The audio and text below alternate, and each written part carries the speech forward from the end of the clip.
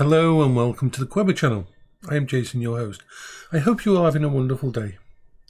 Today's challenge is to sort out all of my VR controls. Now, I have games that I haven't played for a while, which I love and are a great part of my coping strategy. They're almost a Zen-like addition.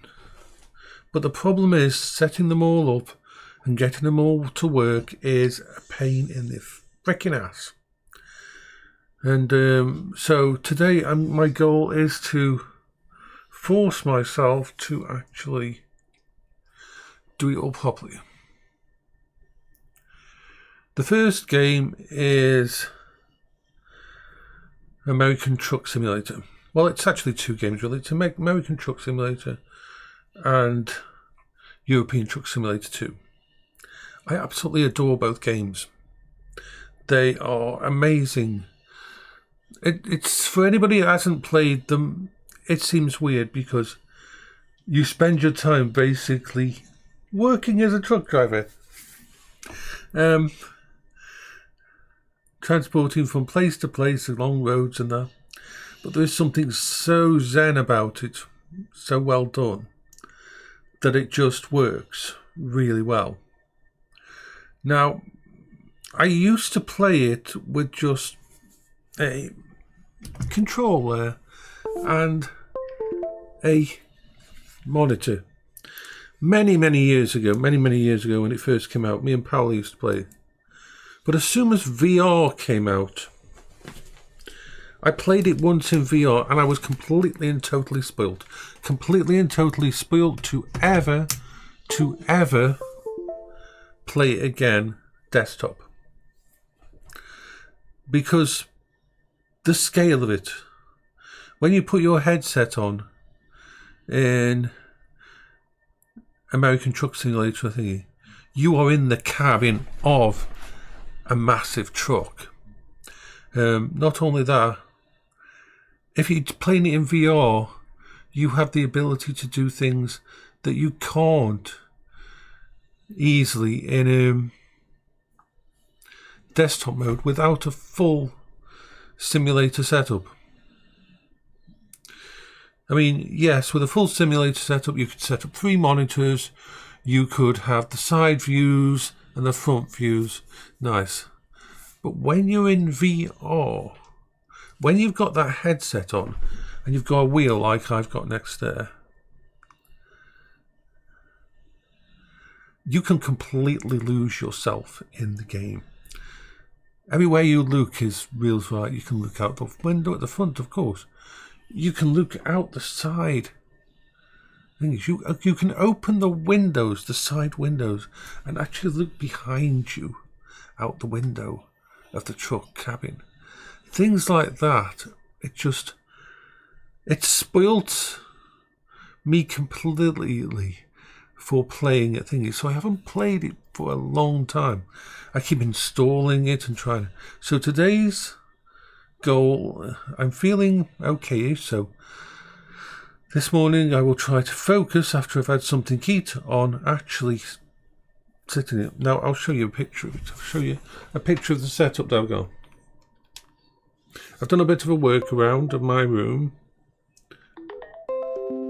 Let me just put my phone there so I can grab the picture from the phone. Let me just pause this so it doesn't go on too long.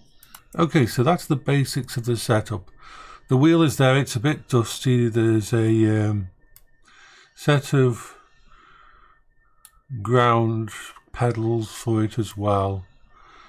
And I've also got my X52 setup, my X52 Pro setup. They're all very dusty and need a little bit of a clean, but it's all good.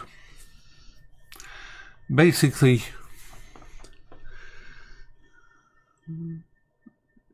I need to spend a few hours in that game and I need to set up all the keys and the cruise control and everything.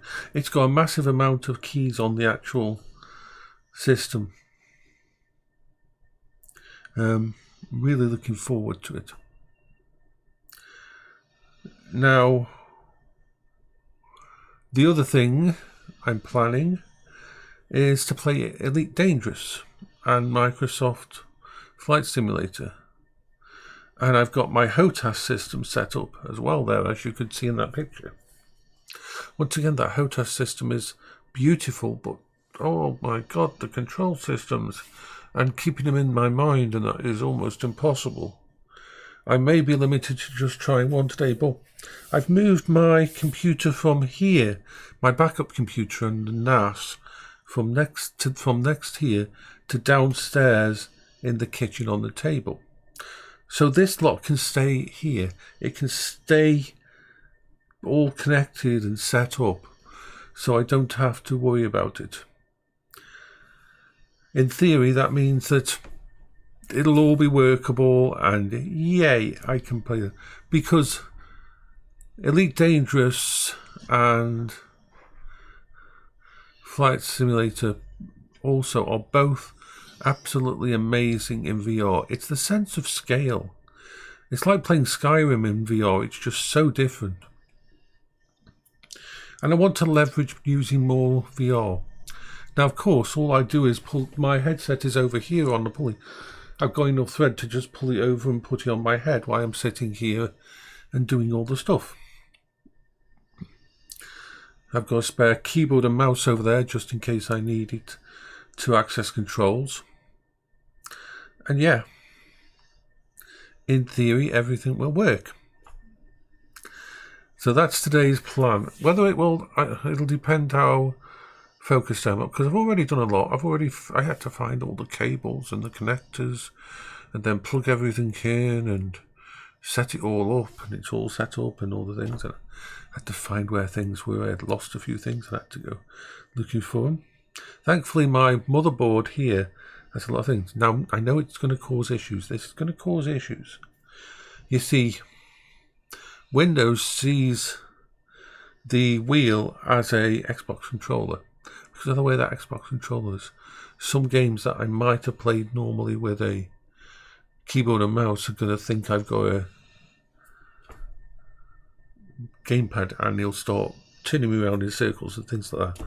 So for some games I might have to unplug the actual thingies just why I'm not using them. That's understandable. But that's the plan. That's the first one.